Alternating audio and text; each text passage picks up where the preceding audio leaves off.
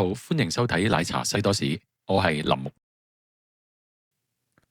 大埔宏福苑奪命火災對香港嘅市民心理上造成極大嘅傷害，相信大家都知道，圍標喺香港係一個非常難解決嘅問題，但係咪真係解決唔到？其實有咩折衷方法可以盡快將個市場改變？林木喺今集會分享俾大家，千祈唔好錯過。喺香港，如果要證明工程公司同業主立案法團有行賄或者受賄嘅要求係相當之高，只係揾到現金交易嘅證據，其實係唔足以 charge 佢哋行賄，仲要調查佢哋當中工程項目嘅細節，先有機會作出檢控。圍標呢個問題係咪真係咁難解決？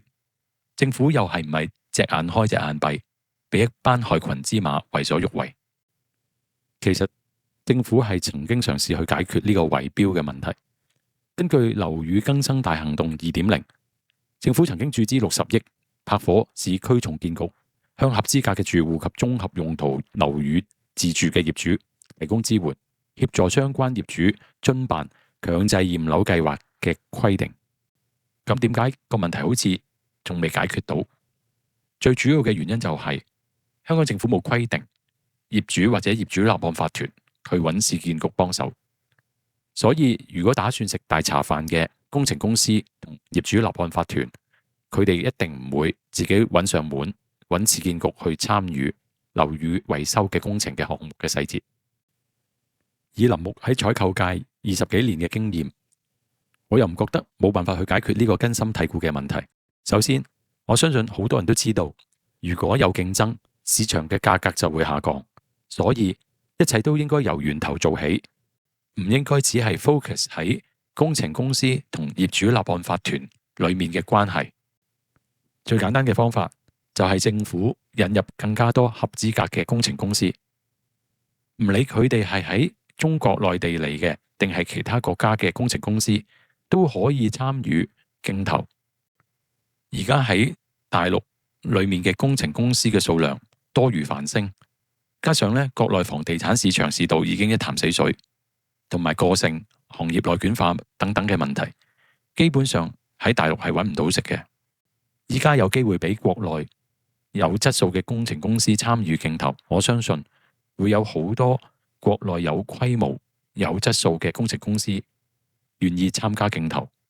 對於香港政府嚟講，呢個亦都係招商引資政策嘅一部分。另外，亦都可以加快中港融合呢個大方向。當然，國內外嘅工程公司係要經過香港政府相關部門嘅審核，先可以參與競投。另外一個更好嘅方法，就係要求原先嘅發展商負責翻維修嘅工程。如果大廈係由長實或者新鴻基起嘅，其實最好由佢哋負責翻維修嘅工程。就算過咗30年，都應該唔係問題。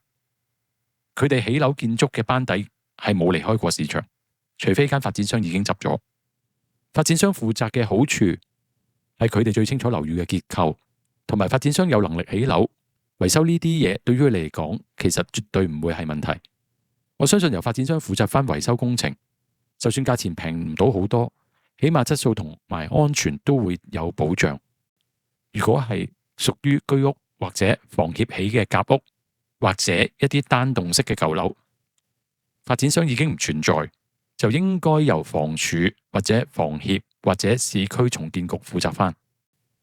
而政府加強成個流程嘅監察係必然嘅，加強每個工程嘅透明度，公開相關工程嘅進度同埋文件俾業主，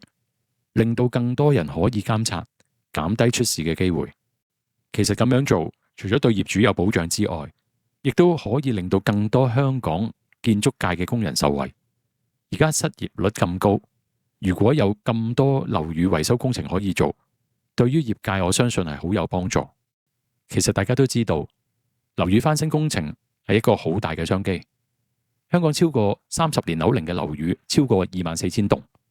如果一棟嘅維修費介乎2000萬到5000萬之間，已經講緊係一個天文數字。所以如果香港政府可以主導翻樓宇更新大行動呢個計劃，我相信對於改善依家社會嘅氣氛，同信心有好大嘅幫助。既然檢控行賄係有難度，咁就應該轉一轉方向，增加競爭。競爭一多，除咗價錢平啲之外，仲可以產生互相監察嘅作用，一舉兩得。當然，最重要嘅係政府有冇決心去解決呢個問題，或者有其他不可抗力嘅原因導致，咁就不得而知啦。其實林木好想推薦一本書俾政府各大嘅首長，一本叫做《推力》嘅書。呢本書係由一位諾貝爾行為經濟學家所寫嘅。本書主要講嘅就係，其實好多事情只要改一改執行嘅方法，就可以解決到好多社會上嘅問題，